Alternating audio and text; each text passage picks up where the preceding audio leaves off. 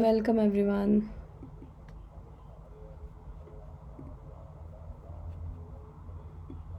अब हम भगवत गीता के 5th सेक्शन पे है, जो लास्ट सेक्शन है इस सेकंड चैप्टर का। तो हमने लास्ट टाइम 256 कर लिया था। हम अभी स्थित प्रज्ञा वाले सेक्शन पे है, 253 से 272, ये लास्ट सेक्शन है सेकंड चैप्टर का। तो जब हमने इससे पहले वाला सेक्शन देखा था बुद्धि योगा, जिसमें भगवान ने अर्जुन को बुद्धि योगा के बारे में बताया था, तो फिर अर्जुन ने सोचा कि अगर ऐसा व्यक्ति है जो सच में बुद्धि योगा में है, तो फिर उसके उसके माइंड में फिर क्वेश्चंस आए थे। अर्जुन के माइंड में 4 क्वेश्चंस आए थे कि अगर ऐसा व्यक्ति है तो वो उसके क्या सिम्टम्स होंगे, कैसे कैसे वो चलता होगा, कैसे वो बोलता है, कैसे कैसे वो बैठता है। तो अर्जुन ने 4 क्वेश्चन पूछे थे जब भगवान ने उसको पिछला सेक्शन जो 39 से 53 हमने पूरा बुद्धि योगा देखा था। तो मैं एक बारी रिवाइज करवाने के लिए वो वापस से जो 4 क्वेश्चन 254 से अर्जुन ने 254 में 4 क्वेश्चंस पूछे थे, मैं वो वापस से क्वेश्चंस खोल देती हूँ ताकि हमें ये रिवाइज हो जाएगा कि क्या चल रहा है। हरे Krishna.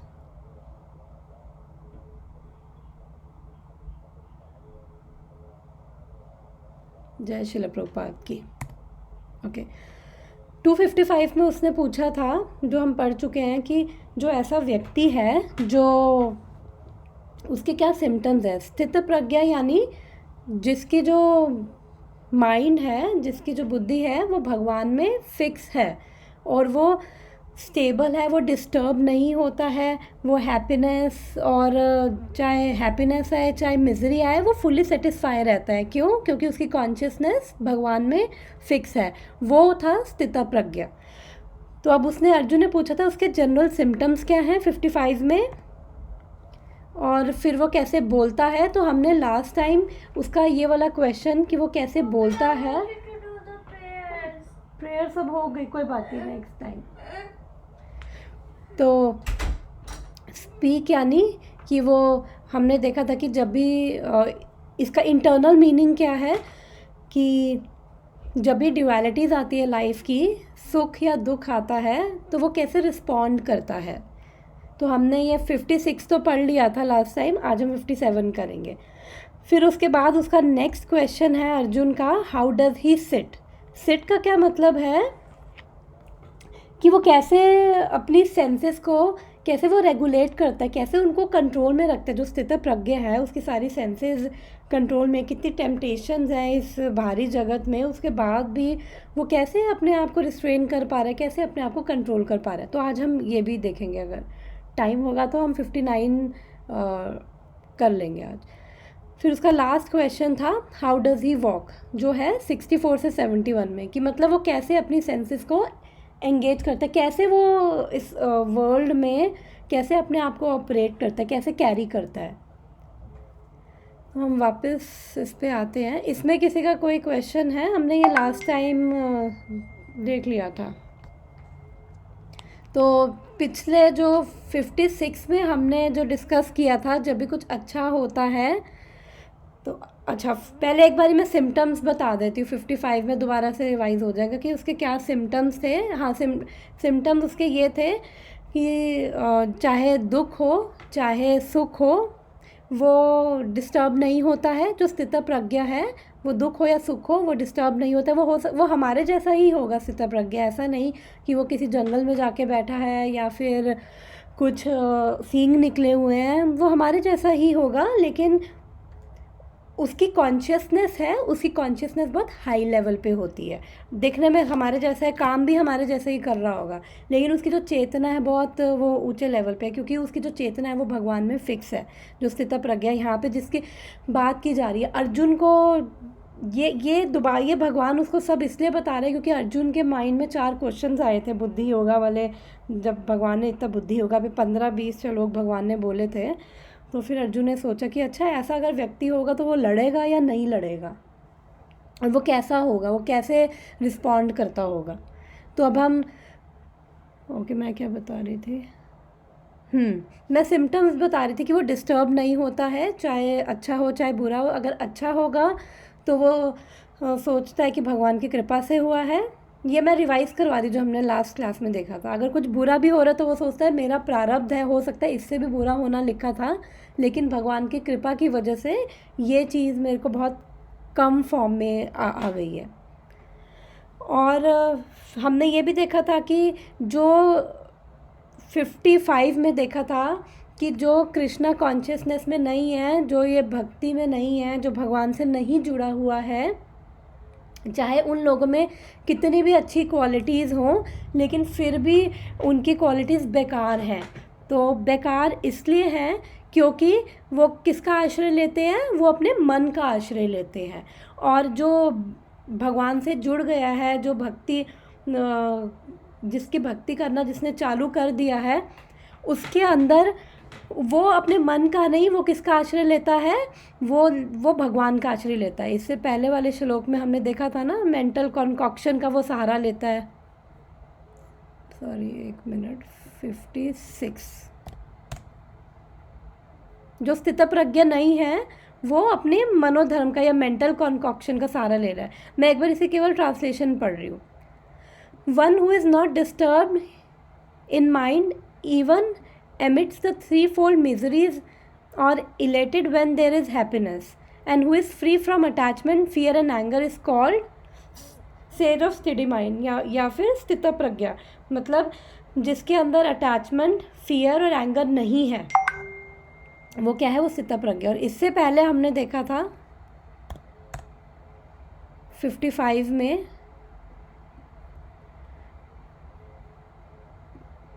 The Supreme Personality of Godhead said, O Partha, when a man gives up all variety of desire for sense gratification, Indra तृप्तियों की जो वो सारी इच्छाएं छोड़ देता है, which arise from mental concoction, and when his mind thus purified find self satisfaction in the self alone, then he is said to be in pure consciousness। यहाँ पे आया ना कि मनोधर्म यानी मेंटल कॉन्कॉक्शन से, क्योंकि जो भी जब हमने वो डिस्कस किया था स्पॉन्ज वाला एग्जांपल, क्योंकि हमारे माइंड का क्या काम है, माइंड जब इस मटेरियल मैटर के कांटेक्ट में आता है तो फिर वो उसके जो डिज़ायर्स होती हैं, फिर वो किसकी वजह से हो रही है, क्योंकि वो अपने जो मन है, मतलब अपना जो भी वो व्यक्ति है वो अपने मन की इच्छाओं में लगा हुआ है, मन का ही आश्रय ले रहा है कि अच्छा मन कर रहा है तो कर रहा है, उसको नहीं पता कि क्या सही है क्या गलत है। लेकिन स्थित प्रज्ञा ऐसा नहीं है। तो अब हम आज का श्लोक एक बार ही शुरू करते हैं। ये जस्ट पुराना पिछला रिवीजन था 257। अब हम इसमें क्या देख रहे हैं, अभी तो इसके अंदर हम वॉक वाला ही पढ़ रहे हैं, क्योंकि जब मैंने स्लाइड दिखाई थी तो वो बंदा, सॉरी वॉक वाला नहीं, कैसे वो बोलता है। तो अभी ये बोलता वाला जो भगवान इसका 56 और 57 में आंसर दे रहे हैं। 56 हमने लास्ट टाइम पढ़ा था, 57 आज, कि वो कैसे ड्यूअलिटीज़ में रिस्पॉन्ड करता है। तो इसका ये दूसरा पार्ट है, हमने पिछली बार एक पार्ट पढ़ा था। यत्र सर्वत्रानभिस्नेहा ततः ततः प्राप्य शुभाशुभं नाभिनंदति ना द्वेष्टि तस्य प्रज्ञा प्रतिष्ठिता। हरे Krishna. In the material world, one who is unaffected by whatever good or evil he may obtain, neither praising it nor despising it, is firmly fixed in perfect knowledge। एक बार इसका हिंदी में ट्रांसलेशन भी देख लेते हैं। अब हम ये किसका कर रहे हैं, अभी हम ये क्या कहते हैं, बोलने वाले का ही हम आंसर देख रहे हैं। अभी हम नेक्स्ट पे नहीं गए हैं कि वो कैसे, जब भी सुख आता है दुख आता है, वो कैसे रिस्पॉन्ड करता है। कोई उसे गाली दे रहा है या कोई उसकी तारीफ़ कर रहा है तो वो कैसे रिस्पॉन्ड करता है। जब भी ड्यूअलिटीज़ आती है तो स्थित प्रज्ञा कैसे रिस्पॉन्ड करता है। तो भगवान ये उसी का ही अभी आंसर दे रहे हैं। इस भौतिक जगत में जो व्यक्ति ना तो शुभ की प्राप्ति से हर्षित होता है और ना ही अशुभ के प्राप्त होने पर उसे घृणा करता है, वह पूर्ण ज्ञान में स्थिर होता है। कोई पढ़ेगा या मैं पढ़ूं? कोई पढ़ना चाहेगा ये 57?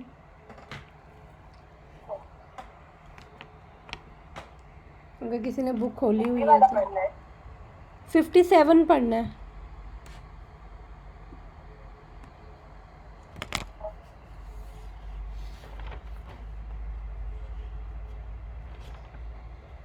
कर रहे हो? कोई पढ़ रहा है क्या 57?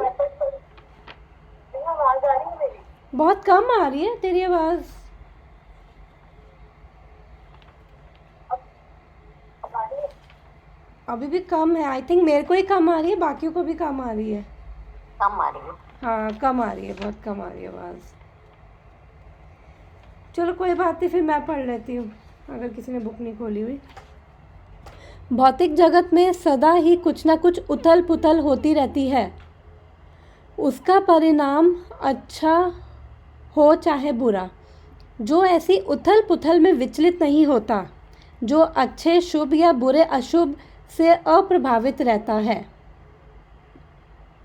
उसे कृष्ण भावनामृत में स्थिर समझना चाहिए। जब तक मनुष्य इस भौतिक संसार में है तब तक अच्छाई या बुराई की संभावना रहती है, क्योंकि यह संसार द्वैत से पूर्ण है। किंतु जो कृष्ण भावनामृत में स्थिर है वह अच्छाई या बुराई, एक सेकेंड, अच्छाई या बुराई, अच्छा ओके, मेरा ना थोड़ा सा वो प्रॉब्लम है, कहाँ गया, अच्छाई या बुराई से अछूता रहता है, क्योंकि उसका सरोकार कृष्ण से रहता है जो सर्व मंगलमय है। ऐसे कृष्ण भावनामृत से मनुष्य पूर्ण ज्ञान की स्थिति प्राप्त कर लेता है, जिसे समाधि कहते हैं। तो यहाँ पे क्या बताया जा रहा है, यहाँ पे पढ़ के ही पता चल रहा है हमें कि चाहे अच्छा हो चाहे बुरा हो, वो अच्छा होने पे इतना एक्साइटेड नहीं होता और बुरा होने पे वो नफ़रत या गुस्सा नहीं करता है, तो उस वो पूर्ण स्थित है। एक सेकेंड।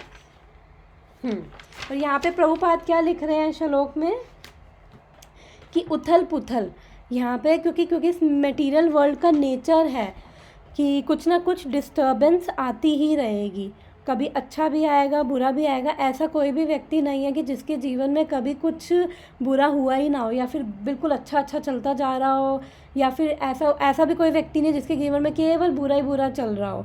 मतलब बुरा भी आता है और अच्छा भी आता है, दोनों ही चीज़ें चलती हैं। तो जो डिवोटीज़ होते हैं, ऐसा नहीं है कि उनको इमोशंस नहीं आते जब कुछ अगर बुरा हुआ, क्योंकि जब अच्छा होता है फिर तो सब ठीक ही रहते हैं। जब बुरा होता है तो ऐसा नहीं है कि जो भक्त होते हैं उनके अंदर इमोशंस नहीं होते हैं, बट पॉइंट क्या होता है कि उनका जो फोकस होता है, उनका फोकस एक हायर स्पिरिचुअल रियलिटी यानी कि स्वयं भगवान पे होता है। अभी यहाँ पे इसलिए हायर स्पिरिचुअल रियलिटी बोल रही हूँ क्योंकि यहाँ पे भगवान ने अभी तक डायरेक्ट इंट्रोडक्शन अपना अभी तक नहीं दिया भगवान ने। तो उनका फोकस क्या होता है, उनके वो भगवान में होता है, स्पिरिचुअल होता है, इसलिए जो भी वो मटेरियल देखते हैं वो उसके अंदर एकदम से अटैच नहीं हो जाते। क्योंकि हम जब कुछ देखते हैं, नॉर्मल व्यक्ति देखते हैं कुछ भी मटेरियल, कुछ भी भौतिक चीज़, हम लोग क्या होता है उससे अटैचमेंट हो जाती है। फिर अटैचमेंट के बाद उसके बारे में वो सोचने लग जाते हैं, कंटेम्पलेशन शुरू हो जाती है, फिर लस्ट आ जाती है, यानी उसको पाने की इच्छा आ जाती है। अभी ये आगे एक्सप्लेन किया जाएगा पूरा प्रोसेस अभी कि कैसे कहाँ से ये शुरुआत होती है।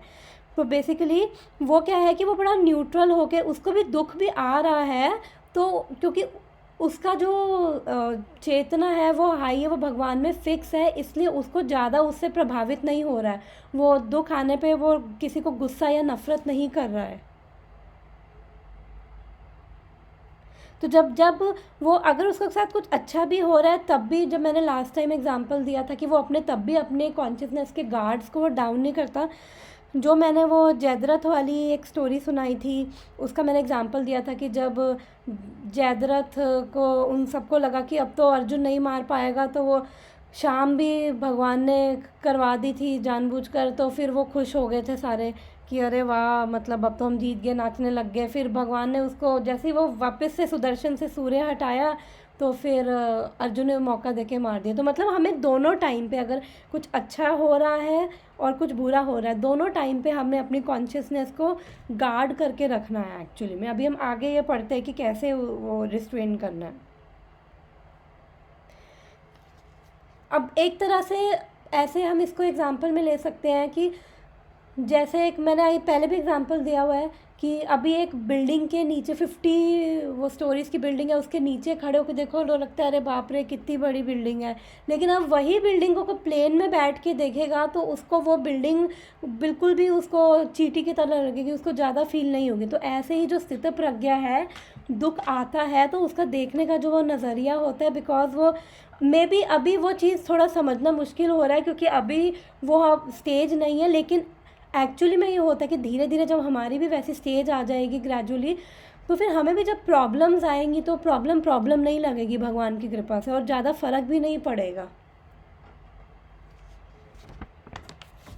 तो आई थिंक अब इसमें ज़्यादा नहीं है क्योंकि ये संसार में वो लिखा हुआ है, प्रभुपाद कह रहे हैं कि यह संसार द्वैत से पूर्ण है। द्वैत यानी कि वही अच्छा बुरा, लेकिन किंतु जो कृष्ण भावनामृत में स्थिर है वह अच्छाई या बुराई से अछूता रहता है क्योंकि उसका सरोकार कृष्ण से रहता है जो सर्व मंगलमय है।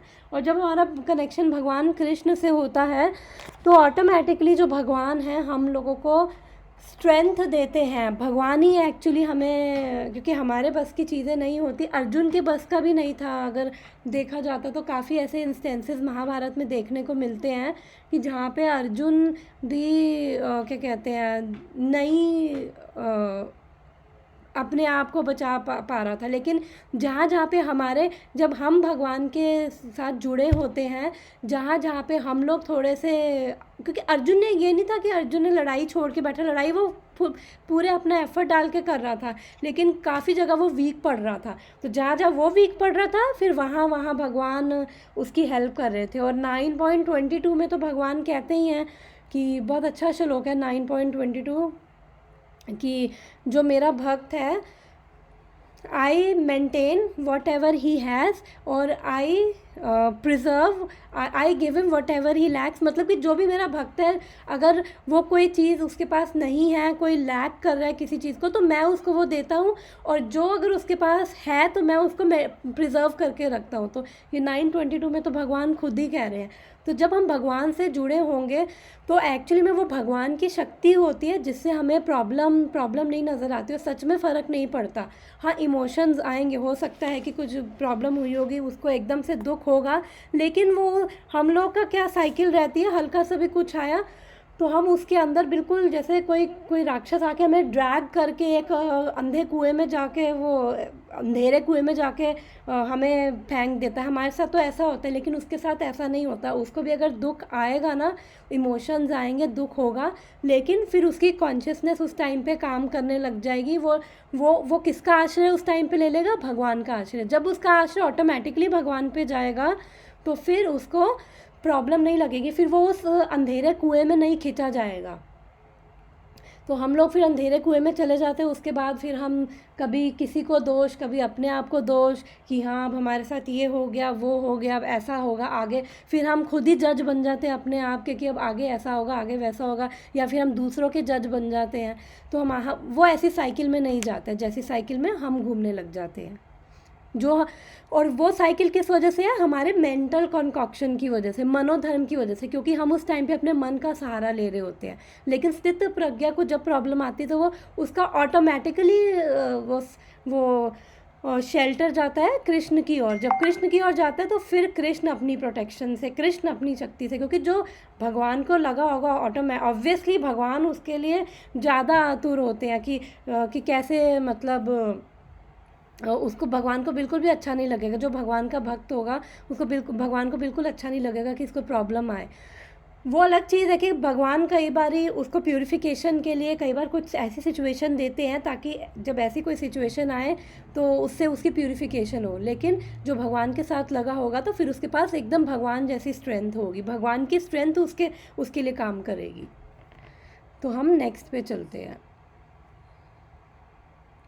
अगर किसी को किसी भी चीज़ में अगर बीच में कोई भी एक आध लाइन भी अगर ऐसी पढ़ी है, एक आध वर्ड भी ऐसा पढ़ा कि जो डाइजेस्ट ना हो, अगर किसी को लगे कि इसमें वो है तो बीच में मेरे को रोक के पूछ सकते हो। 258। अब यहाँ से उसका नेक्स्ट क्वेश्चन शुरू होता है अर्जुन का। हमने पढ़ा था ना हाउ डज़ ही स्पीक, हम कर चुके हैं कि वो कैसे ड्यूअलिटीज़ में रिस्पॉन्ड करता है 56 और 57 में। अब उसका नेक्स्ट क्वेश्चन यहाँ से शुरू होता है हाउ डज़ ही सिट 58 और 59 में। तो सिट का मैंने बताया था कि वो कैसे अपनी सेंसेस को रिस्ट्रेन करता है, कैसे अपनी सेंसेस को वो कंट्रोल करता है। नेक्स्ट पढ़ते हैं। यदा संहर्ते चायं कूर्मो अंगानीव सर्वशः इंद्रियार्थेभ्यः तस्य प्रज्ञा प्रतिष्ठिता।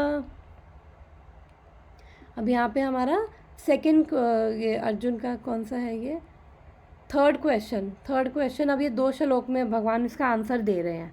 जो अर्जुन ने क्वेश्चन पूछे थे 54 में, और उसके अब भगवान आंसर दे रहे हैं। अब उसका सेट वाले का आंसर 58 और 59 में देंगे। जिस प्रकार कछुआ अपने अंगों को संकुचित करके खोल के भीतर कर लेता है, उसी तरह जो मनुष्य अपनी इंद्रियों को इंद्रिय विषयों से खींच लेता है, वह पूर्ण चेतना में दृढ़तापूर्वक स्थित होता है। एक बार इंग्लिश भी देख लेते हैं इसकी।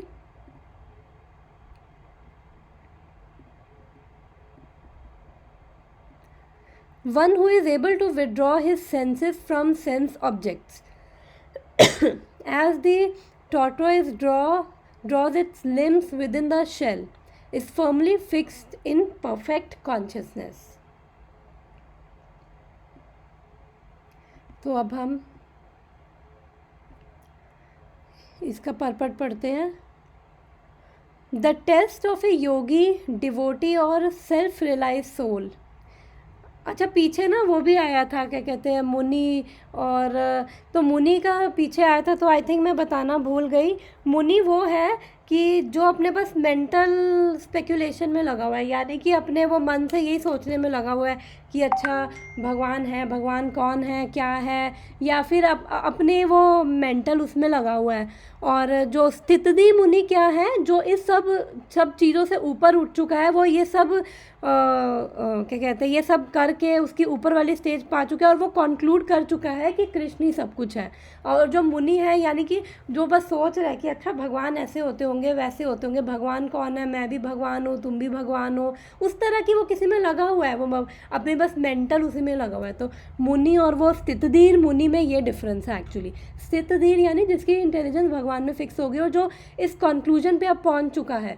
क्योंकि जनरली जब हमारी, जो मैंने बताया था 9 स्टेजेस ऑफ भक्ति होती है, तो एक्चुअली जब कोमल श्रद्धा होती है, तो क्योंकि हमें अभी ज़्यादा पता भी नहीं होता है, तो उस टाइम पे कोई भी आके ऐसे आके कि अरे भगवान तो ये है, भगवान तो वो है, फिर हर कोई आके अपने अपने कई लॉजिक देता है, ये कर लो, वो कर लो, उससे ठीक हो जाएगा, उससे ऐसे ठीक हो जाएगा, वो ज्वाइन कर लो। ये काफ़ी ऑर्गेनाइजेशन होती है, तो कहने को स्पिरिचुअल है, तो ये करवाती है, ये कर लो, वो कर लो, तो वही है।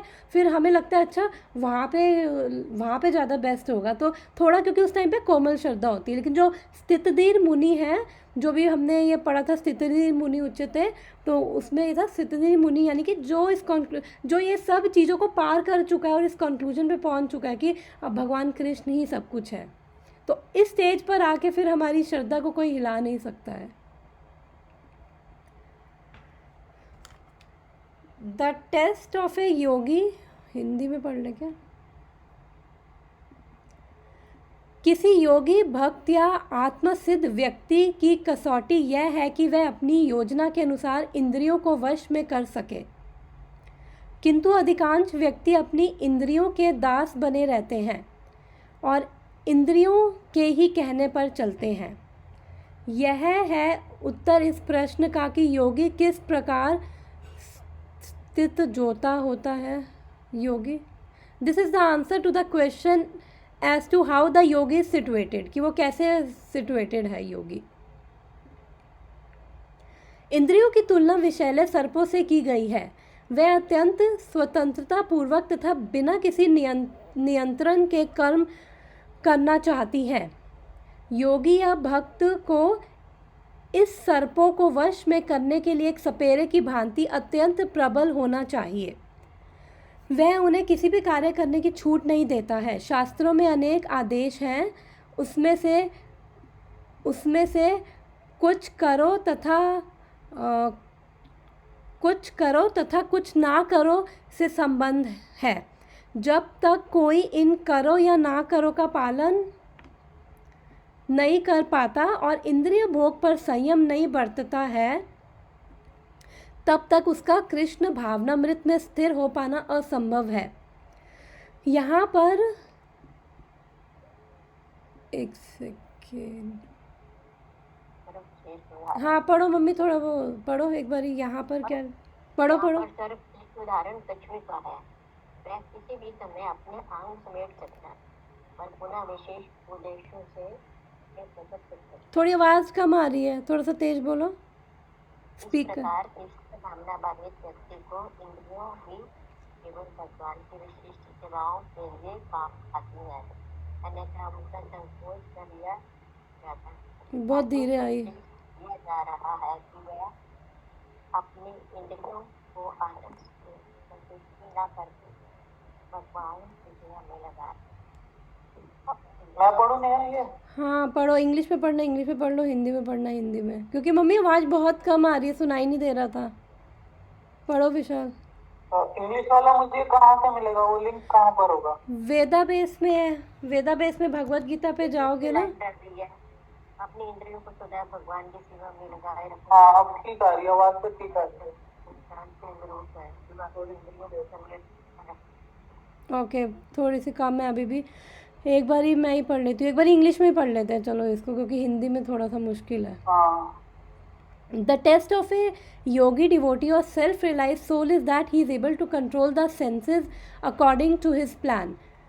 Most people, however, are servants of the senses and thus directed by the dictation of the senses. That is the answer to the question of how a yogi is situated. The senses are compared to venomous serpents. They want to act very loosely and without restriction.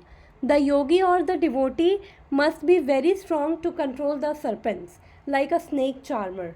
He never allows them to act independently. There are many injunctions in the revealed scriptures. Some of them are the don'ts, and some of them are the don'ts, and some of them are the do's. Unless one is able to follow the do's and the don'ts, restricting oneself from sense enjoyment, it is not possible to be firmly fixed in Krishna consciousness. The best example set herein is the tortoise. The tortoise can at any moment wind up its senses and exhibit them again at any particular purposes. Similarly, the senses of Krishna conscious person are used only for some particular purpose in the service of the Lord and are withdrawn otherwise. Arjun is being taught here to use his senses for the service of the Lord instead of for his own satisfaction. Keeping the senses always in the service of the Lord is the example set by the analogy of the tortoise who keeps the senses within. क्या समझ आया इस purport से? प्रभुपाद जी यहाँ पे लिख रहे हैं। इसका मतलब जो मीनिंग समझ में आ रहा है उससे ये पता लग रहा है कि हमें अपने सेंसेस को कंट्रोल में रखना चाहिए। और इनके मतलब they are like a loose serpent, तो जैसे स्नेक चार्मर स्नेक को कंट्रोल करता है, हमें अपनी सेंसेस के कंट्रोल में नहीं आना, हमें उसे कंट्रोल करना चाहिए, क्योंकि वो फिर उन पर किसी का कंट्रोल नहीं होता और वो हमें गलत डायरेक्शन। बिल्कुल। अब भगवान अगले श्लोक में ये बताएंगे कि आर्टिफिशियली कंट्रोल करेंगे तो फिर नहीं कर पाएंगे, क्योंकि हम अपने आप को थोड़ी देर के लिए रिस्ट्रिक्ट कर दे। जैसे होता है ना कि मतलब अभी किसी को मान लो वेट लूज़ करना है, तो अभी तो गुलाब जामुन और वो सब खाने छोड़ रखे हैं, लेकिन सारा ध्यान तो गुलाब जामुनों में रहता है, गुलाब जामुन खा ले। तो अभी वो नेक्स्ट श्लोक में पढ़ेंगे कि आर्टिफिशियली अगर हम करेंगे तो वो डिफ़िकल्ट है, तो भगवान उसका भी वो बताएंगे। तो यहाँ पे क्या कहते हैं, यहाँ पे किसकी एनालॉजी दी है, किसका एग्जांपल दिया? कछुए का एग्जांपल दिया है। तो क्या कह रहे हैं कि जैसे कोई खतरा आने पे कछुआ अपने आप को अंदर, अपने हाथ पैर अंदर कर लेता है ना, फिर चाहे कितनी भी हथौड़ी लेके उसके मारो, उसका जो ऊपर का जो वो होता है कितना हार्ड होता है, उसका जो क्या कहते हैं उसको, जो भी उसकी स्किन या वो भी कह लो, ऊपर का जो पार्ट है उसका कितना हार्ड होता है, उस पर कितने भी हथौड़े मार लो उसको फ़र्क नहीं पड़ेगा। तो जैसे वो कह रहे कि जैसे कछुआ यहाँ पे वो विड्रॉ कर लेता है, तो ऐसे ही जो हमारी सेंसेस हैं वो क्या है, हमारा वीक पॉइंट है, क्योंकि हम इन्हीं सेंसेस से हम एक्सटर्नल वर्ल्ड को परसीव करते हैं। यहाँ पे एक्सटर्नल वर्ल्ड को देखते हैं, फिर उसके बाद वहाँ पे अट्रैक्ट हो जाते हैं, उसमें फंस जाते हैं, फिर उसके बाद वहाँ पे हम ड्रैग हो जाते हैं। तो इसलिए यहाँ पे कह रहे हैं कि हमें अपनी सेंसेस को गार्ड करके रखना पड़ेगा, ताकि हम इजीली कोई आके हमें नॉक डाउन ना कर दे, एकदम से कोई आगे हम पे अटैक ना कर दे। तो यहाँ पे वो क्या प्रभुपाद क्या कह रहे हैं कि प्रभुपाद कह रहे हैं कि one who withdraw the senses according to his plan,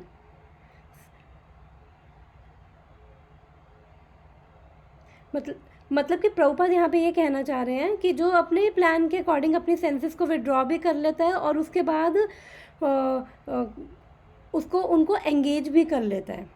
तो जब हम यहाँ पे क्या कहते हैं बात करते हैं सेंसेस की, तो हर चीज़ में हम देखें कि जैसे मीडिया इंडस्ट्री है और हर जगह तो कितनी एडवर्टीज़मेंट है, तो कितना मतलब मुश्किल होता है कि कैसे, अब ऐसा तो नहीं कि आंखें बंद करके चलेंगे, कान बंद करके चलेंगे, ये भी पॉसिबल नहीं है, बट हमें वो देखते रहना है कि जैसे एक रडार होता है कि जब कोई डेंजर आता है तो वो बता देता है ना, तो ऐसा नहीं कि हमें बस रडार की तरह हमारा फोकस होना चाहिए डेंजर देखते रहे, बस ये है कि जब हमें दिखे तो डेंजर है कुछ, तो हमारी वो लाल बत्ती अंदर की जल जानी चाहिए।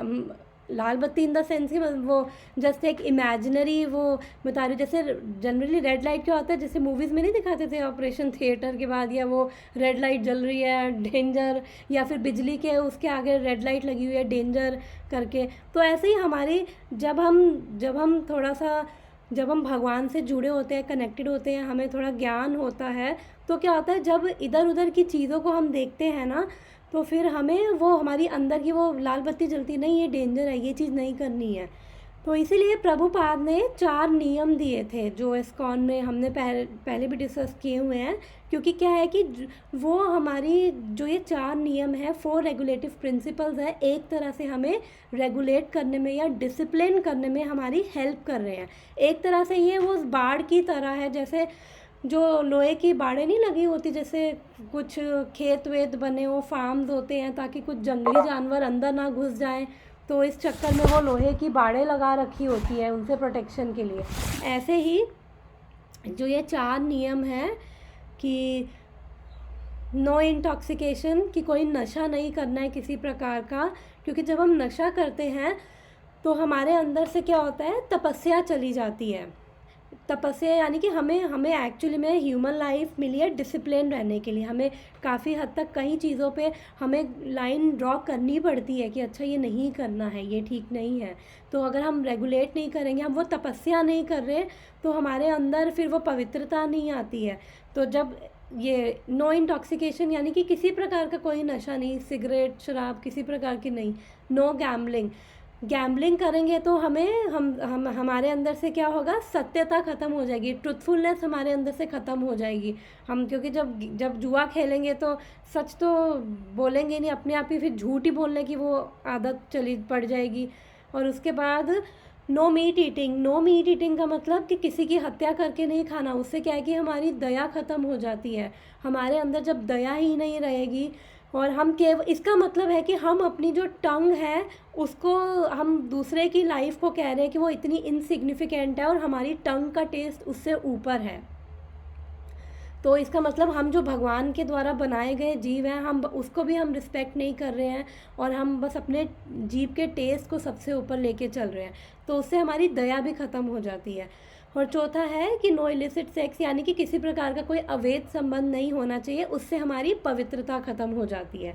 तो ये 4 रेगुलेटिव प्रिंसिपल्स हैं जो प्रभुपाद ने दिए हैं कि आप 16 माला करो और आप 4 रेगुलेटिव प्रिंसिपल्स को आप फॉलो करो। तो अपने आपको कुछ ज़्यादा नहीं करना है, आपको ऑटोमेटिकली आप भगवान से, कृष्णा कॉन्शियसनेस में आप जुड़ते जाओगे, ग्राउंडेड होते जाओगे। और ऐसा नहीं कि जो भी देखा बस उसको खा लिया, और मतलब ठीक है खाना है, तो ऐसा नहीं है कि भक्त नहीं खाते पिज़्ज़ा बर्गर, भक्त सब खाते हैं, लेकिन वो सात्विक तरीके से बना के फिर भगवान, उनका होता है कि भगवान को भोग लगा के खाएंगे। तो अगर हम कुछ देख रहे हैं, खाने का मन है, तो हम उसको भगवान को इनिशियली यही होता है कि शुरू में तो हम जो हमारा मन करता है फिर हम उसको भगवान को भोग लगा के खा लेते हैं, पर चलो एटलीस्ट वो भी अच्छी चीज़ है कि एटलीस्ट हमने शुरुआत तो कर दी है। बाद में धीरे धीरे फिर जो भगवान का मन करता है फिर हम वो बनाना शुरू कर देते हैं, धीरे धीरे ऐसी स्टेज आती है। शुरू में तो हमारा जो मन करता है पर एटलीस्ट हम उसको भगवान को भोग लगा के खाते हैं, तो यहाँ से वो शुरुआत होती है। तो इसलिए इसलिए कहीं ना कहीं हमें अपनी सेंसेस में हमें वो लाइन ड्रॉ करके रखनी है। तो अदरवाइज़ क्या होता है कि जब हमने लास्ट टाइम भी डिस्कस किया था कि जो माइंड है, हमारा माइंड में बहुत सारी डिज़ायर्स आती है, ये करना है वो करना है, तो एक तरह से हमें कुछ चाहिए और कुछ नहीं मिला, तो उसके बीच में मतलब हमारा एक कॉन्फ्लिक्ट सा माइंड में चलता रहता है, ये चाहिए और इसकी ज़रूरत है और ये नहीं मिला। तो एक तरह से जब हमारी डिज़ायर्स होती है तो वो गैप हमारा इतना बीच में बढ़ता जाता है, और ये सारी एडवर्टीज़मेंट इंडस्ट्री ये सारी वो हमारा को एक तरह से जब ये कॉन्फ्लिक्ट दिमाग में चलता रहता है तो हम डी एनर्जाइज हो जाते हैं, हमारी सारी एनर्जी उसी में इन्वेस्ट हो जाती है, कैसे बस अपनी इच्छाओं को ही बस पूरे करने में हम लग जाते हैं। तो सारा फोकस हमारा वहीं पे रहता है, सारी एनर्जी हमारी वहीं पे रहती है। तो भगवान ये क्या कहते हैं आगे बताएंगे इसके बारे में। एक्चुअली आगे जो नेक्स्ट श्लोक में भगवान बोलेंगे, क्योंकि सेंसेस क्या है, हम आर्टिफिशियली तो मुश्किल है कंट्रोल करना, तो भगवान कहेंगे अगर हमारे पास हायर टेस्ट होगा, यानी कि हमारे पास वो एक हायर परम दृष्टि, आगे नेक्स्ट श्लोक में आएगा, हायर विजन होगी हमारे पास।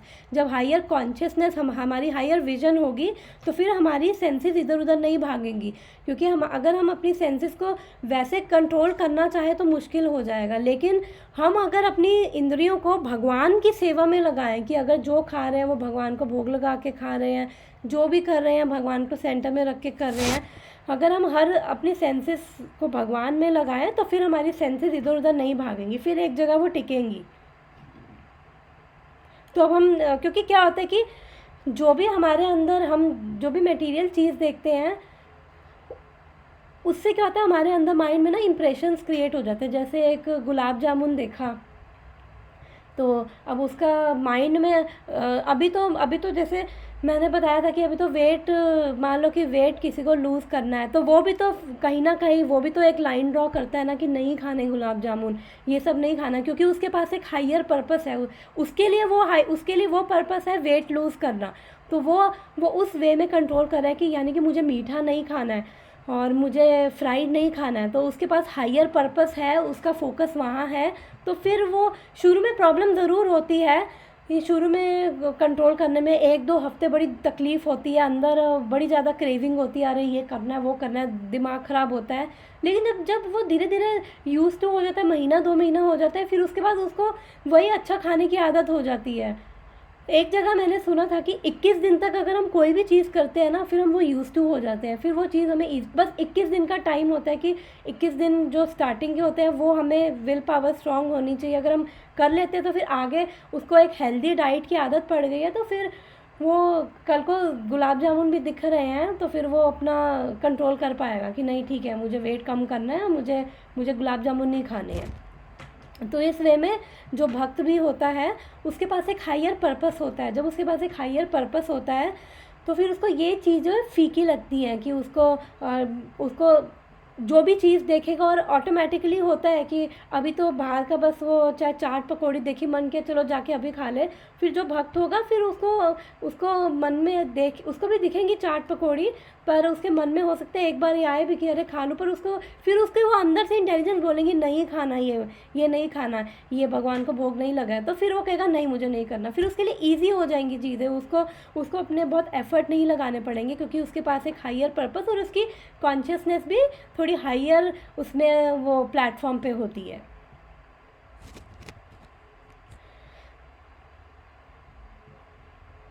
तो यहाँ पे प्रभुपाद एक चीज़ और बोलते हैं कि डूज और डोंट्स पे क्या कहते हैं फोकस करना।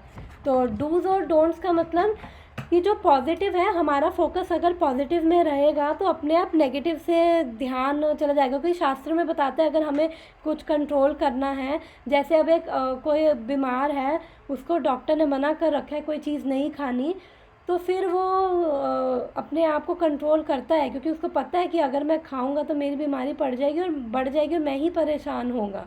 तो ऐसे ही अगर वो फोकस करता है कि डूज़ पे और डोंट्स पे फोकस करता है, डॉक्टर ने कहा कि ये नहीं खाना तो वो नहीं खाएगा, डॉक्टर ने कहा हाँ ये खा सकते हो, तो फिर जो चीज़ें वो खा सकता है फिर वो उस पर उसका फोकस होगा, ठीक है मैं जो खा सकता हूँ मैं वो खाऊँ, जो नहीं खा सकता तो फिर मेरे को अगर ठीक होना है तो फिर मेरे को ये चीज़ें नहीं खानी है।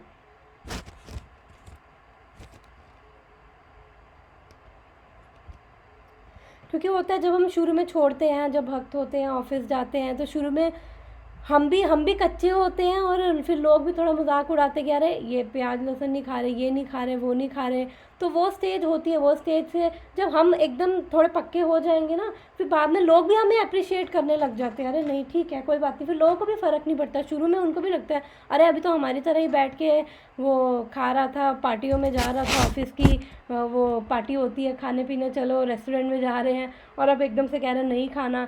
तो वो थोड़ा होता है, बट धीरे धीरे जैसे वो स्टेज निकलती है फिर हम लोग को भी फ़र्क नहीं पड़ता कि ठीक है इतना कोई मरे भी नहीं जा रहे कि नहीं अगर मिल रहा खा मतलब बाहर का नहीं खा रहे, फिर ऑटोमेटिकली वो चीज़ों का टेस्ट चला जाता है, फिर बाहर का खाने का मन नहीं करता, ऐसा होता है एक्चुअली में।